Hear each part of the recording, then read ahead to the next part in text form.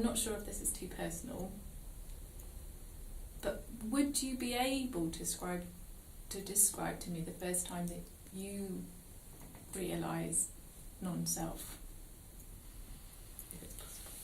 The first insight into non-self? Yes.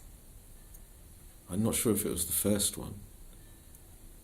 You never quite know where these things start, but there were definitely different occasions when I had very, very profound, clear recognition.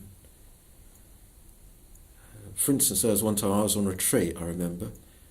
I was meditating in my room. It was the afternoon. Someone was mowing the lawn. And there was sound arising. There was a clear recognition that nobody caused that sound to happen. That the sound arose quite spontaneously because the conditions were there. And at which point a label, a perception arose, someone using a lawnmower, and quite clearly saw that just occurred quite naturally because of the preceding sound and a recognition of what that sound was. But there was a complete comprehension that it was all just arising because the conditions were there to allow it to arise. So, yeah, that was a very, very clear one. There was another very, very clear one of I was shaving, and as I was shaving, I noticed a hateful thought arise in my mind on a memory, and I quite clearly comprehended that the memory arose, and then there was a painful feeling, and then I tried to get rid of the painful feeling with a hateful thought, which then produced another a repeat of the memory, or a similar memory arising, and another painful feeling, and that was another occasion when I quite clearly saw that it all just happened all by itself. When I say I saw it happened all by itself, and that's the confusion of language, but there was the clear seeing that there was nobody there doing it. It was all just happening by itself. So would it be accurate to say that in our ongoing experience, what's happening is just a response to thoughts or emotions or the environment? Well, I would say that there is an active, engaging side to experience, and there is a receptive, resultant side. So we experience sights and sounds, tastes, touches, smells. We experience painful feelings, memories arising, perceptions arising, and then we respond to that stimuli. And that response is heavily conditioned by past tendencies. And we respond in the way we do quite spontaneously. There will be a response to that, and that's the active side. And it's that active side which then gives rise to future resultants. Would it be right in saying there's nobody actually doing the response? Yeah. Or choosing what response? There is choice, but nobody who chooses. There is decision, but no one who decides. There is, reflection, but no one who reflects. There is action, but nobody who acts. So all the things, this is the interesting thing, all the things that we can actually apprehend and comprehend. Yeah. Decision, choice, reflection, action. They exist, and we can see they exist. And the one thing that we can't find, self, the one who knows, the one who sees, the one who acts, that's the one we're clinging to, going, oh yeah, I definitely exist. But we've never, ever, nobody has ever found it. The self. Yeah. Nobody has ever found it. We've found decision, we've found choice, we've found action, but nobody has found the self. What does it look like? Nobody knows. Nobody knows. They're all absolutely sure they've got one, but they can't find it. But the things they can find,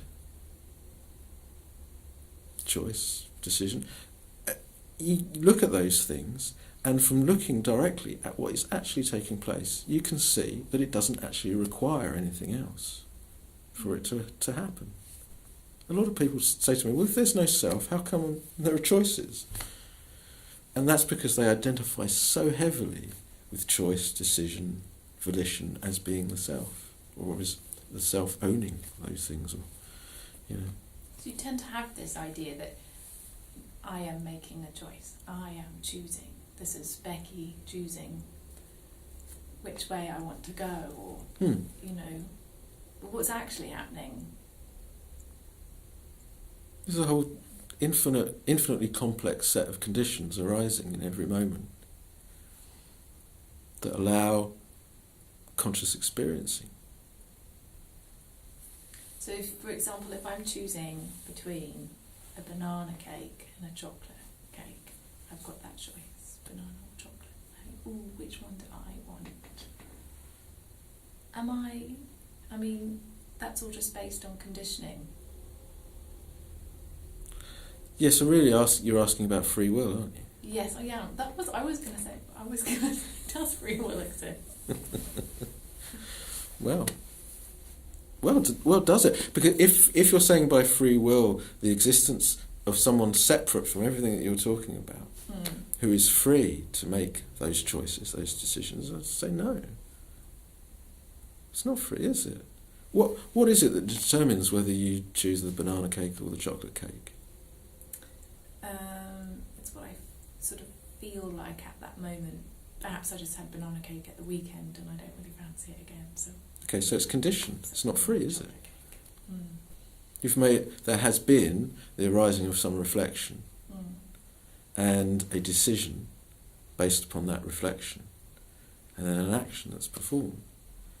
I mean, it's almost like the quantum superposition, you know, is it a wave, is it a particle? Nobody knows until conscious experience sort of turns towards it and then it collapses into a recognisable form. It becomes the choice of the chocolate cake, not the banana cake. But was it a free choice? Well, no. I only had the choice out of banana or chocolate. Well, indeed. I like that example you gave about, I think it was you, about whether someone chooses to take an umbrella with them when they go outside. Mm-hmm. Do you remember that one? And you were saying, you know, that's not actually a choice because the whole reason that thought arose, shall I take an umbrella, was dependent on the weather conditions at the time. Exactly. And your knowledge of what possibly might happen in the future. So there was no free will involved. Exactly. In that. And that freaks people out. But it only freaks them out because they don't understand how life works. And if anyone, again, making the same point, if anyone takes it upon themselves to look, which is just what the Buddha was saying, is you can find out for yourself the truth of it. There is a most wonderful freedom available to everyone, but it's not freedom of choice. It's a freedom that's beyond choice, that doesn't depend on it being a sunny day, that doesn't depend on, you know, there being chocolate cake and banana cake. It doesn't depend on anything. It's not reliant on anything. It's wonderful. It's a non-dependent happiness. But to discover it, you've got to look really closely at what's actually taking place in order to ultimately free yourself from the bondage and the tyranny of that self-view.